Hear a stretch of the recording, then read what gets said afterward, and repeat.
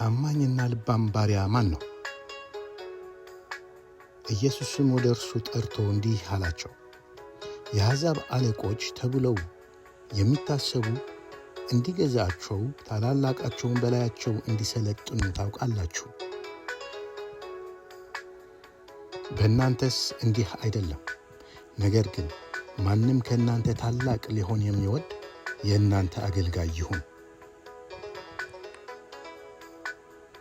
ከእናንተም ማንም ፊተኛ ሊሆን የሚወድ የሁሉ ባሪያ ይሁን።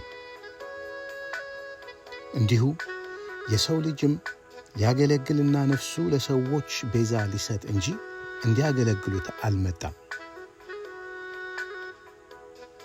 እስኪያስ ምግባቸውን በጊዜው ይሰጣቸው ዘንድ ጌታው በቤተ ሰዎች ላይ የሾመው ታማኝ እና ልባም ባሪያ ማን ነው? ጌታው መጥቶ እንዲህ ሲያደርግ የሚያገኘው ባሪያ ብፁዕ ነው። እንግዲህ እኔ ጌታና መምህር ስሆን እግራችሁን ካጠቡ፣ እናንተ ደግሞ እርስ በርሳችሁ እግራችሁን ትተጣጠቡ ዘንድ ይገባችኋል። እኔ ለእናንተ እንዳደረግሁ እናንተ ደግሞ ታደርጉ ዘንድ ምሳሌ ሰጥቻችኋለሁ። እውነት እውነት እላችኋለሁ፣ ባሪያ ከጌታው አይበልጥም፣ መልእክተኛውም ከላከው አይበልጥም።